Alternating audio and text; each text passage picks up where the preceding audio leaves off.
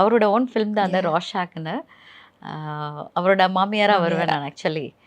அவர் வந்து அவ்வளோ இந்த மாதிரி டப்பிங் ஆர்டிஸ்ட்டாக நிறைய பேருக்கு வாய்ஸ் கொடுத்தவங்க எவ்வளோ ரொம்ப அருமையாக நடிச்சிருக்காங்க இதுலன்னு அவர் வாய் வழியாக அப்படி கேட்கும்போது இட் இஸ் சம்திங். அவரும் அதே மாதிரி தான். அவர் எனக்கு உட்காந்து டயலாக்லாம் சொல்லி கொடுத்தாரு. ஆக்சுவலி அவரோட காம்பினேஷன் பண்ண போகிறேன்றதுனால எனக்கு அண்ட் லைவ் சவுண்டு, டப்பிங் கிடையாது. தப்பு பண்ண அப்புறம் பார்த்துக்கலான்றது கிடையாது, live recording. So I was so nervous. நான் சொன்னேன் ப்ரீவியஸ் டேவே நான் அவருக்கு ஒரு மெசேஜ் போட்டேன் சார் இது மாதிரி. ஆக்சுவலி என்னோட ஹஸ்பண்ட் போனதுக்கப்புறம் தான் எனக்கு கொஞ்சம் அந்த ஒரு மறதி கொஞ்சம் ஜாஸ்தி இருக்குது இப்போது.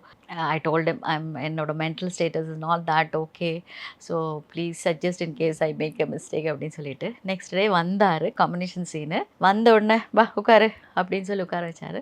சீன் பேப்பர் எடு அப்படின்னு சீன் பேப்பர் எடுத்து ஹி வாஸ் டெல்லிங் மீ இந்த dialogue first, second, third, fourth அந்த டயலாக் எல்லாமே அவர் பாயிண்ட்டாக எப்படி அதை சொல்லணுங்கிறது ஸோ அவருக்கு மெமரி நல்லா இருக்குது.